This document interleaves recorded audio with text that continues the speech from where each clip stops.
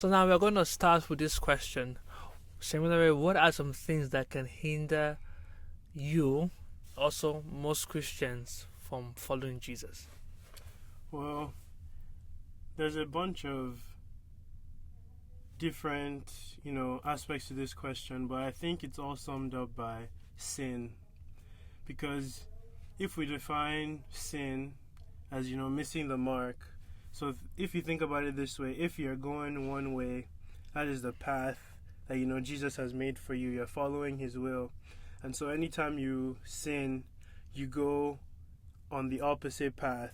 And so each time you sin, you're going further and further away from what God has for you. So sin kind of places that block in between you and, knowing God, getting closer to God.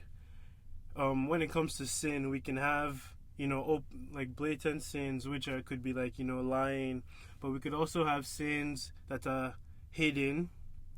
And so things like sexual immorality or things like unforgiveness, when you hold these kinds of sins like unforgiveness and you are so involved in sexual immorality because it's hidden, it's away from the public, those kinds of sin, those are the ones that really impact our lives because, in our quiet place is the time where we're supposed to be so focused on Jesus. But when when we hide these sins in our hearts, when we hold unforgiveness in our heart, it kind of eats at us and it kind of affects us psychologically and overall places that block between you and God. And because when it comes to sin, the only sin that isn't forgiven is the one that isn't confessed.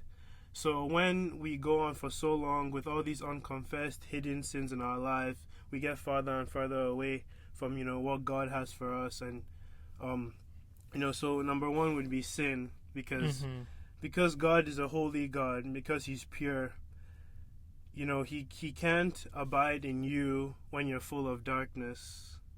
And so sinning and any aspect of sin, any kind of sin, places that block between us and God. Because so I'll go back to sexual immorality. Something like that doesn't just affect you spiritually, it affects you physically. Over time, that thing, has a hold over your life. It has a hold over your mind. And so when you now choose, okay, let me go and pray now, you're unable to pray because before you're even able to become intimate with God, God has to first cleanse you of all these wrong things in your mind. And it just affects you so much that you become discouraged, you become prayerless. And because prayer is something that brings you closer to God, because of our sin, we become prayerless. We don't read the Bible as much. We don't try and fellowship with other believers because, the enemy plagues us with guilt because of our sin. Over time, we become farther and farther away from God. So sin would be the one major thing. Another thing would be trying to please others. Like when Jesus came and he talked to his disciples, he said he wasn't doing things for the approval of man, but for his Father in heaven. So when we try and, walk this Christian faith, when we try and, do things for the gaze of others, when we try and, when we put ourselves in situations to be praised by man, that immediately puts an hindrance between us and God. Because in the end, that will create an idol in our life. We begin to do things for man. We begin to do things to edify ourselves rather than for God. So that immediately blocks us from, getting closer to God. And for one last thing, I would say is disobedience and partial submission. When we don't fully submit ourselves to God's will, when we don't fully obey, and when we're inconsistent with our pursuit with God, it's really hard to really build intimacy and really understand who God is because, seek ye first the kingdom of God and all these things will be added unto you. So most times when we try and do things our own way, when we try and get through situations in our own way and we don't fully submit to the will of God and we don't fully submit to the commands of God, that ultimately places that block between us and God. And so those are just a couple of things, but they can all also be, summed up by sin, because if sin is missing the mark, anytime you miss the mark, you're not going to be walking in line with God's will. So I'll say that for now. Thank you very much, Emmanuel. That is actually wonderful. You gave a lot of points there. I'd like us to go into the Bible now. There's a Bible verse that's in the book of Matthew chapter 16 verse 24. It says, "Then Jesus told his disciples, 'If anyone would come after me, let him deny himself, take up his cross, and follow me.'" So Shemlare just spoke on sin. You can call him Sam, just spoke on sin. Do you know that one of the roots of sin is self, pleasing yourself? So here in the Bible, Jesus Christ is calling people to follow him, but he says that the requirement is that you deny yourself. It's not going to be anymore about you, it's not going to be all about him. So yourself is one of the things that can hinder you from following Jesus. So God is saying that let everything go, let the pride go, let the pleasures go, and come to me. I am eternal pleasure. So that's what I believe is one of the things that you can do to follow Jesus Christ effectively. Now let's go to the next question. So we talked about the things that the things that can hinder us. Now the question will be, why is it important? Why is it important to let those things go? Well, you just brought up Matthew 16. If you look at the verse 25, Matthew 16 verse 25 of that, it says, "For whoever wishes to save his life in this world will eventually lose it through death. But whoever loses his life in this world for my sake will find it, and that is life with me for all eternity." I think as Christians, our standard of living is Jesus Christ. So everything Jesus did and accomplished on this earth is what we need to walk in accordance to. And so because Jesus said, if you choose to give up your life, if you choose to, like you said, pick up your cross, if you choose to deny yourself right now for his sake, you can deny yourself for the pleasures of man, but when you deny yourself with the mentality and the focus of following Jesus, like it says, when we're able to deny ourselves for his sake, we won't lose our life, because after that, verse 26, "For what will it profit a man if he gains the whole world but forfeits his soul?" Because the soul is the only thing that lasts forever, and the soul is the only thing that we're going to take along into eternity. So when we do things here on earth, denying ourselves is for that one day where our soul, and where we're going to be judged, and we eventually see where our soul is going to be. Because when Jesus was on the earth, he denied himself, and he bared all our burdens. He bared the shame, the sin, denying himself. And in the end, what happened to him? For the Father in heaven to glorify him. In the same way, if we truly deny ourselves for his sake, deny the pleasures of this world, deny what this mortal body wants, it's for us to be glorified in the end. That's why it's important to deny oneself. And also, when you deny yourself, it kind of sends a message that you're saying that this life that you're living isn't yours. This life, I'm giving full submission to God, and so that alone will show God that you're serious, and that you understand that to die is to gain, like Paul said. So to die in this world is to gain, and we're gaining because the things here on earth are only earthly treasures; they perish. But the one thing that is priceless is eternal, that God has promised, is the eternal happiness that God has promised. But that only comes with denying yourself. So that's why it's important to deny oneself. Okay, that is very, very good. Thank you very much, Emily. Amazing. So we have talked about some hindrances, ourself, talked about sin, sexual immorality is one of them. Now let's go to the next question. So I'm a kind of guy that I never entered into a relationship when I was young. Like 14, 15, 16, 17, 18, 19, 20, 21, 22. I never had anybody. So I think that actually helped me to stay focused.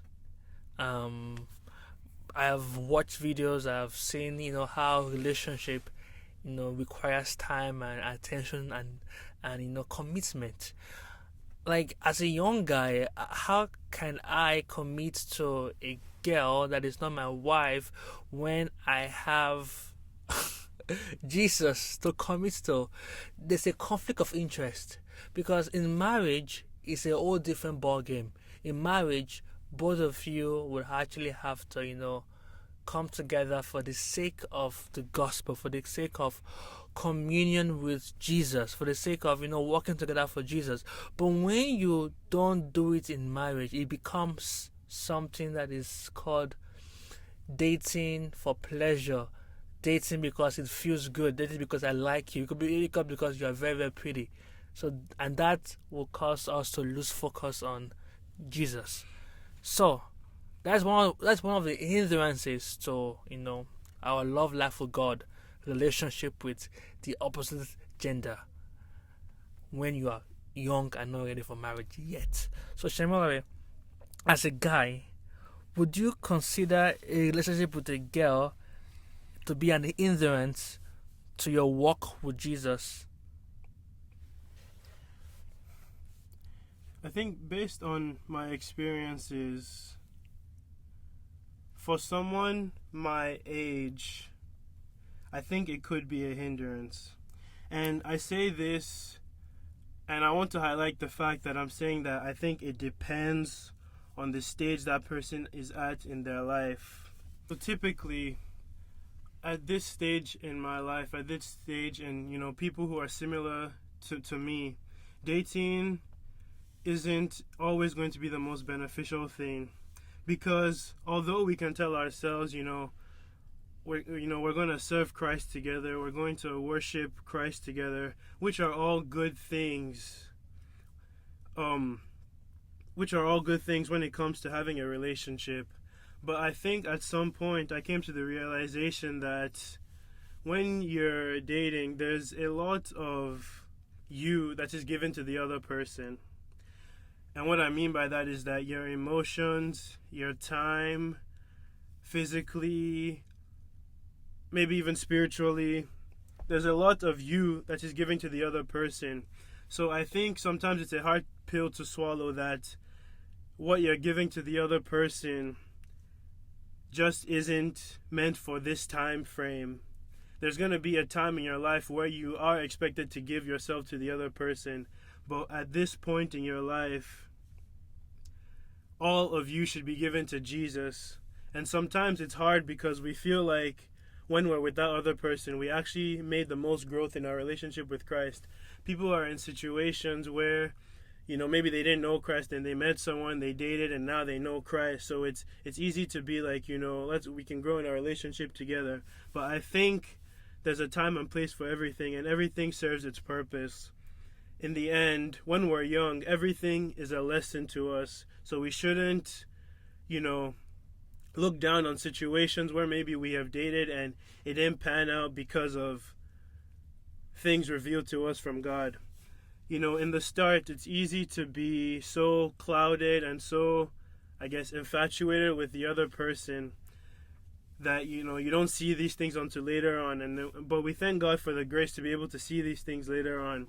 And so, in the end, we realize that all that time that we're giving in this relationship to the other person, maybe it's just not best to be doing it right now, because we're, as individuals, as young people, we should be more focused on what we're doing for Christ.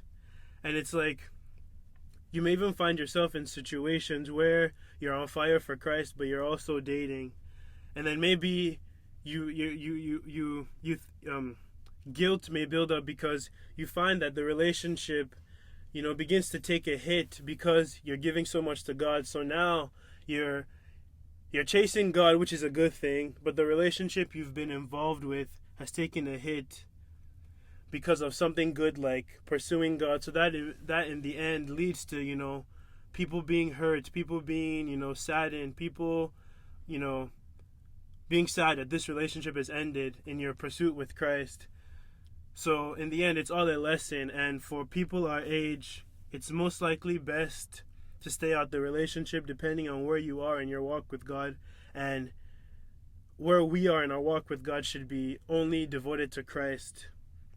So I would say that it all depends on who you are. And, it's important to pray.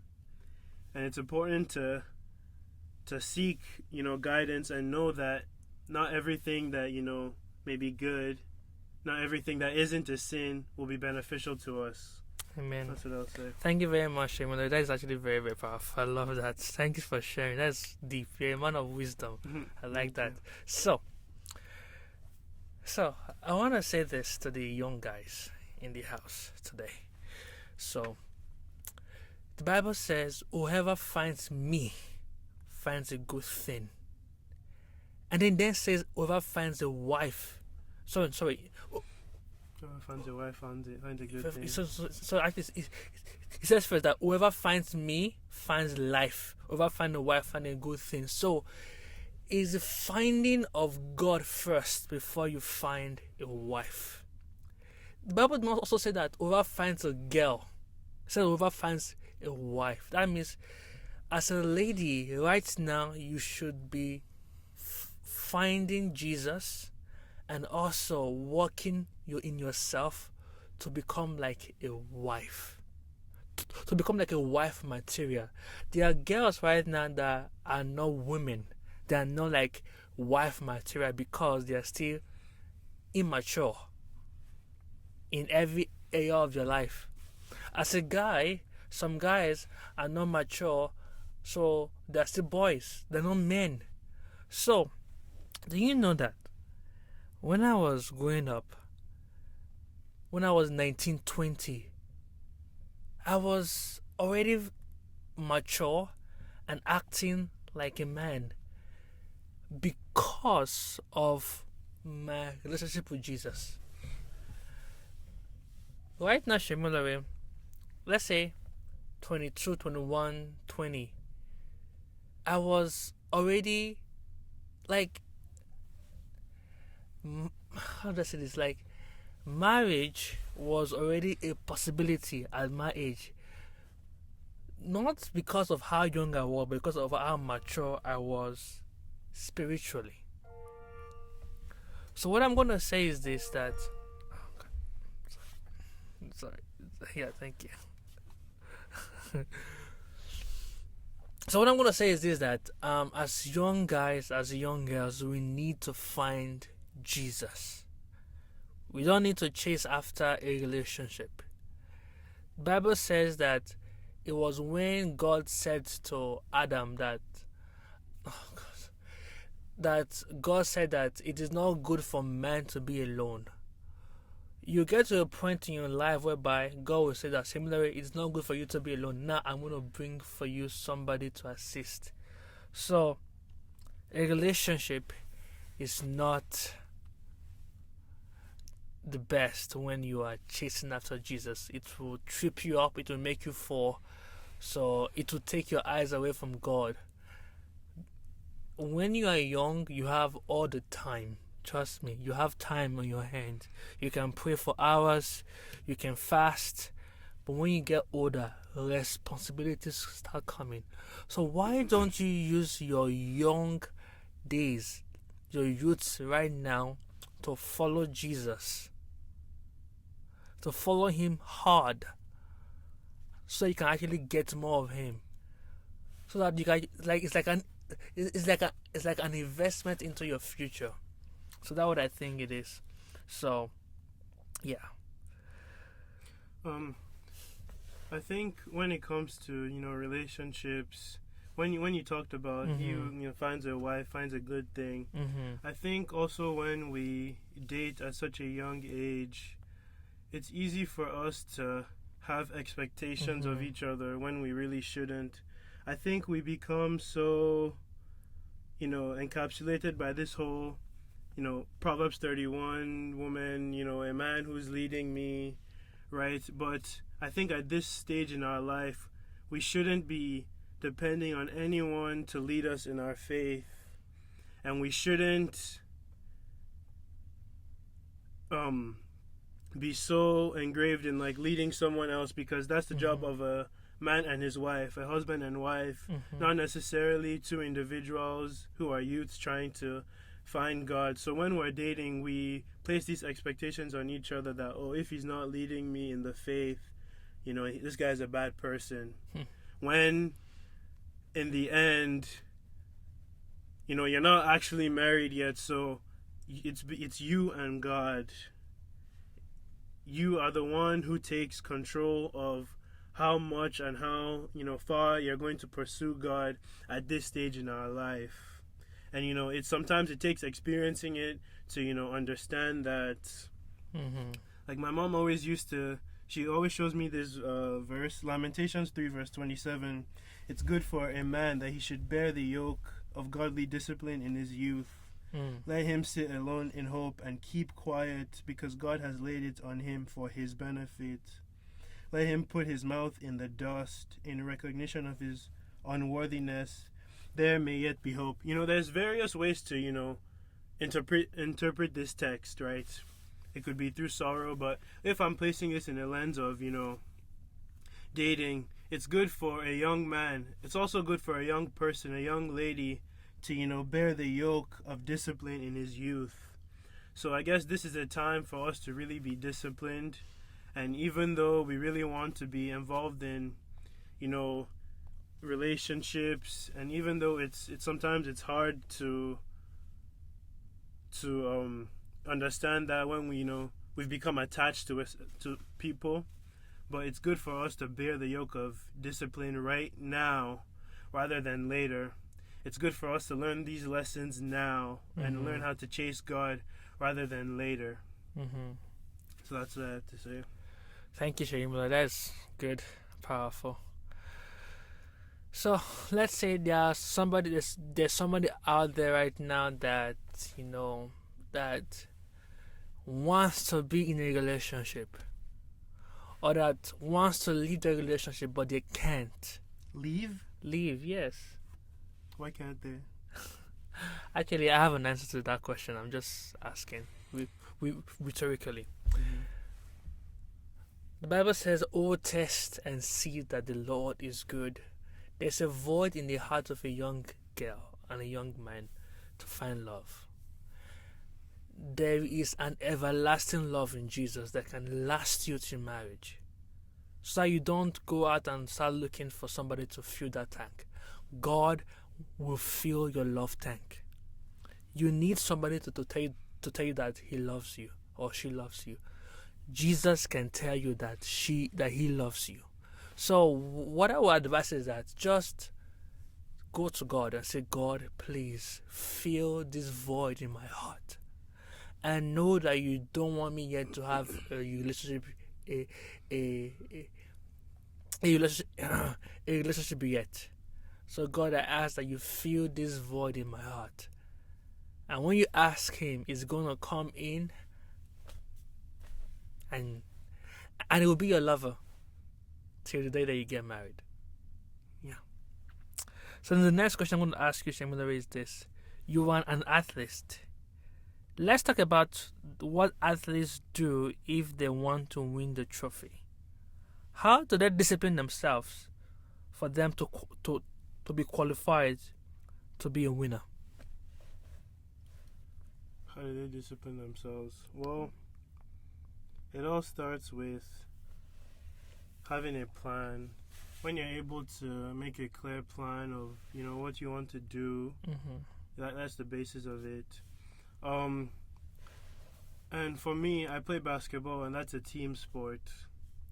So my coach always used to say, like in high school, my coach always had this quote. He would say, the strength of the pack is in the wolf, and the strength of the wolf is in the pack. Meaning that how strong you make yourself as a player is only going to strengthen the team. And as the team gets stronger, that's how much better you're going to get as a player. So when it comes to a sport like basketball, it's in everybody's best interest for you to become better as an individual.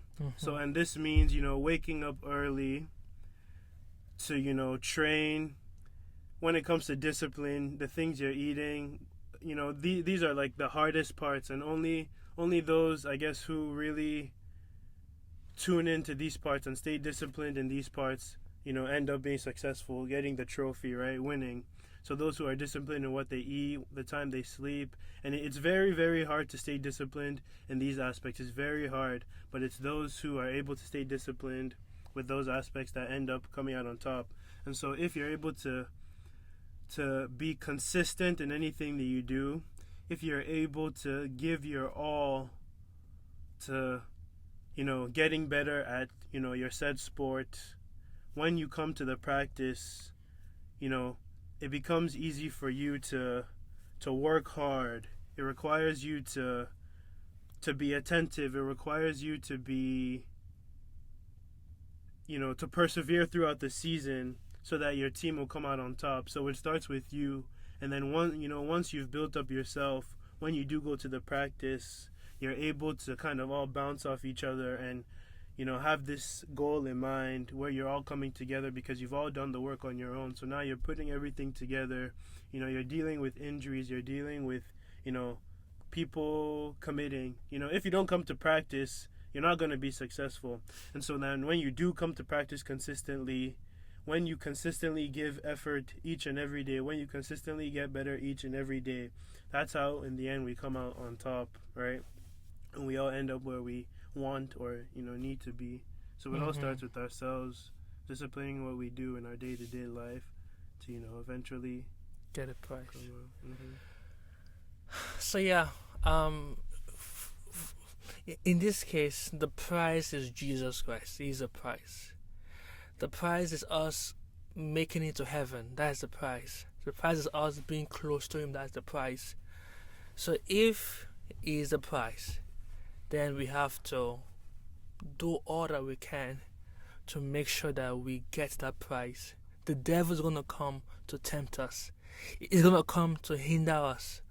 But our goal is by the help of the Holy Spirit is to jump over every hurdle. Through wisdom, through prayer, through asking for help, because we cannot afford to lose that prize. Because of Jesus, we want to say to every lady, break up with your boyfriend. Because of Jesus, we want to say to every guy, break up with that girl. Because of Jesus, we want to say, let everybody go that will not support your new lifestyle of following God. Because what you will get from chasing after God is so precious that money cannot buy. Money cannot buy the result you will get from following God. The guy that chooses to say no to a girlfriend right now will get a very, very beautiful, wonderful wife in the future. Because God promised that yes, you were going to get, that nobody that deny family, things, people, follow Him will, perhaps that they will get it in 10 folds, 100 folds, thousands of folds, and they will have eternity and Him to enjoy. So I want to encourage everybody today to please focus on Jesus. So Samuel, any final words? Nothing really. Just want to say thank you for having me. Because do you think there are situations where someone is unable to leave that relationship. I know, like, we can talk a lot about bringing each other closer to Christ. Do you think there's situations where people are still able to be involved in relationships at this age and still pursue Christ fully in the hopes of, marriage?